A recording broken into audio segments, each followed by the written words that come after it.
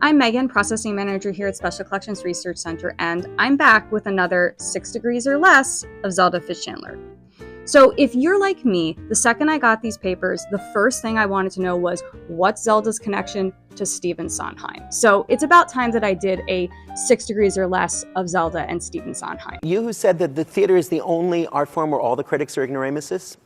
I don't think so. Oh, I know what you're referring to. Yeah, Okay, so there's not a ton of overlap between Zelda and Stephen Sondheim, but there is something. And I could do the 6 degrees the super easy way with a 0 degree connection between Zelda and Stephen Sondheim directly, because Zelda and Arena Stage did a production of Stephen Sondheim's, at the time, problematic musical, Merrily We Roll Along, and have a lovely signed photograph from Stephen Sondheim to which he says, "Ask us back," and signed it Steve. So that's the easy way to connect Zelda and Stephen Sondheim. But there's a more exciting and interesting connection between Zelda and Stephen Sondheim that I thought it would be fun to highlight. That's because in 1996, both Zelda Fichandler and Stephen Sondheim were awarded the highest award for the arts in the United States, the National Medal of the Arts.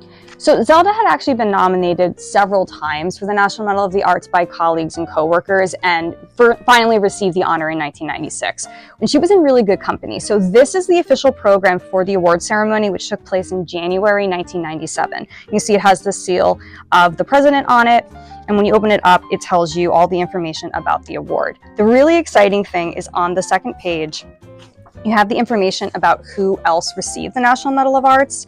And as you can see, right there is Stephen Sondheim. There's Zelda. And you also have Edward Albee and Robert Redford. So she was in very, very good company, which tells you how much of an honor this was for Zelda to receive.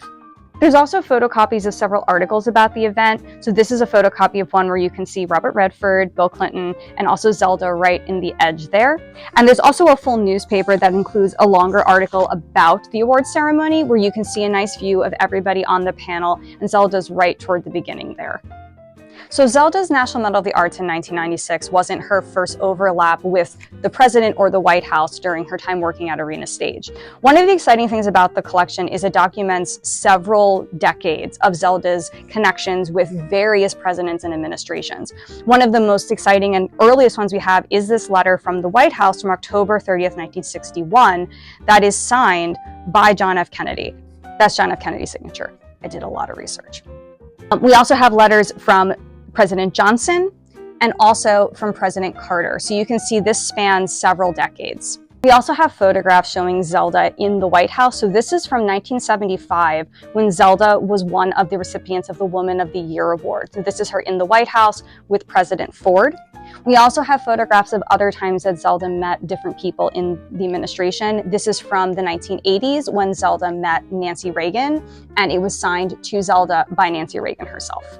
So this may be a non-traditional way to connect Zelda and Stephen Sondheim, but I thought it was a good way to really highlight the significance of Zelda to the theater community, that she and Stephen Sondheim, who's one of the kings of musical theater, received the same high award in the same year. This is not the only materials in the collection that have Zelda connected to the White House or the United States government. As mentioned in our video on Inherit the Wind, they received quite a lot of congratulations and responses from members of Congress for the tour in the Soviet Union. Check out our video on that for more information. And there's also fun invitations and RSVP cards for different events that Zelda and members of Arena Stage were invited to the White House for. So Stephen Sondheim is just one example of the many high-profile legends of 20th century theater that Zelda had connections with over the course of her very long and prestigious career.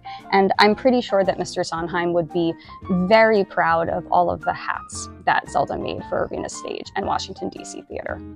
So as you can see, Zelda Fichandler papers are well on their way to being fully processed.